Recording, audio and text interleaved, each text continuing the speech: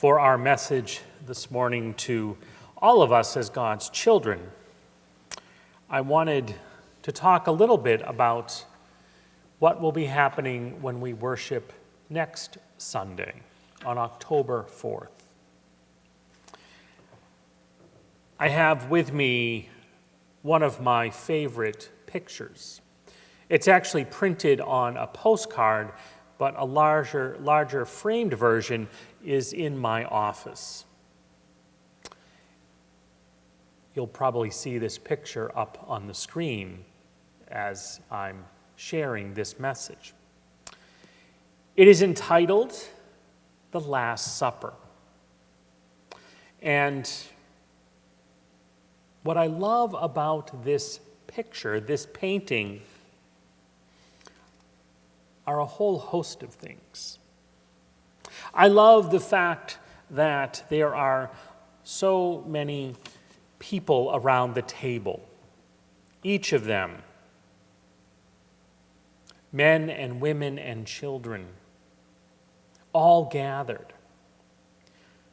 I love that there's probably images of people who are single as well as people who are families, people who are married, people who are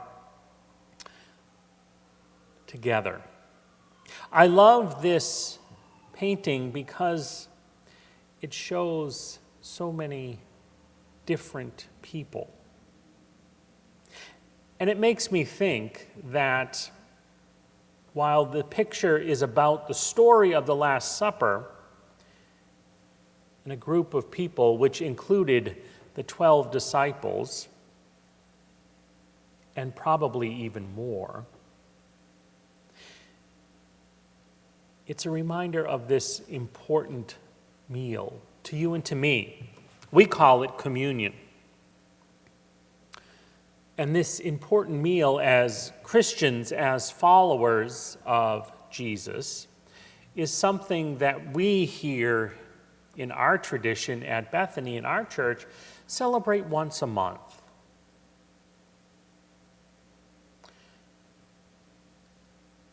But there are lots of different churches in our community. There's lots of different churches in our country. There's lots of different churches in our world.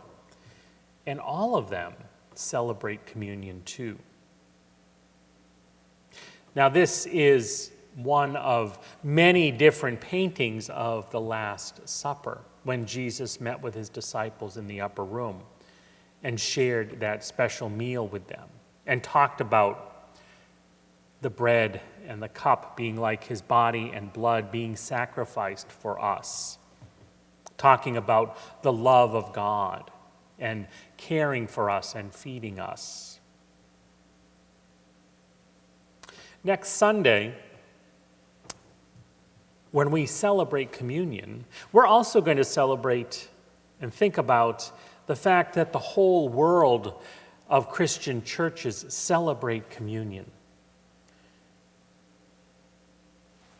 People of different colors, people of different nationalities, men and women, people of different ages, people of different family configurations, people of different genders.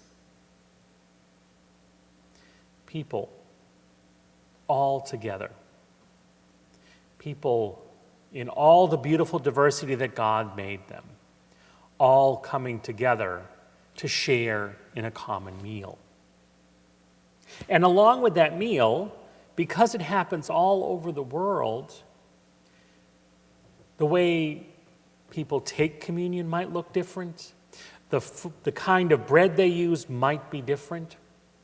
Even what they wear might be different. The kind of music they might hear is different. But for all that's different, there's still the same basic elements of bread and of juice or wine, of cup.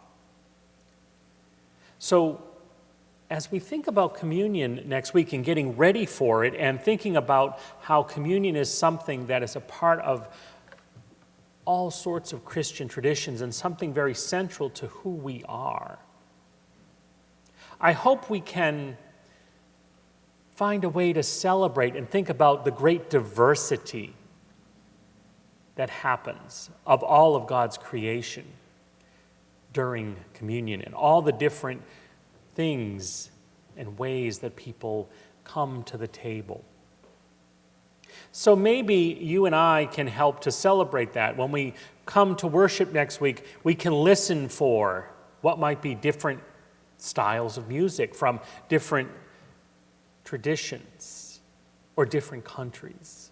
Or maybe you'll notice on the table some different kinds of bread or different vessels to hold the bread and to hold the juice in.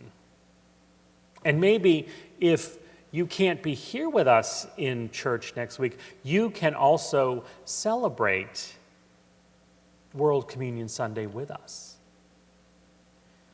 Maybe you could find a different kind of bread to use that comes from a different part of the world. Maybe you could look up a recipe for how to make that kind of bread and make it during the week as a family or by yourself and use that bread for communion. Maybe you could look up different pictures for how people celebrate communion in different traditions. One of the things I love about coming together and coming around a table is that we are all so different. And the world is filled with people who are so diverse. And that difference in diversity is beautiful and part of God's creation. We're all unique.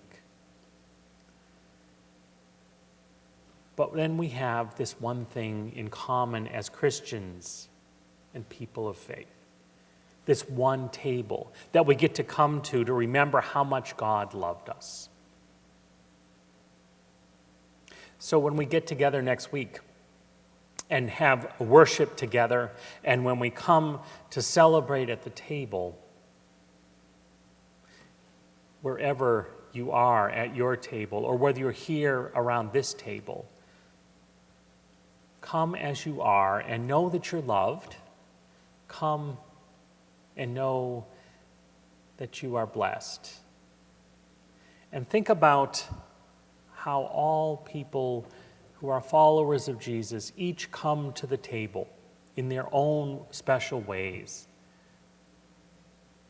They come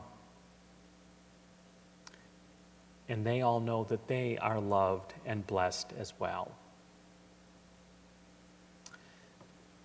We'll see you next week, hopefully, for our time of celebrating communion and marking World Communion Sunday.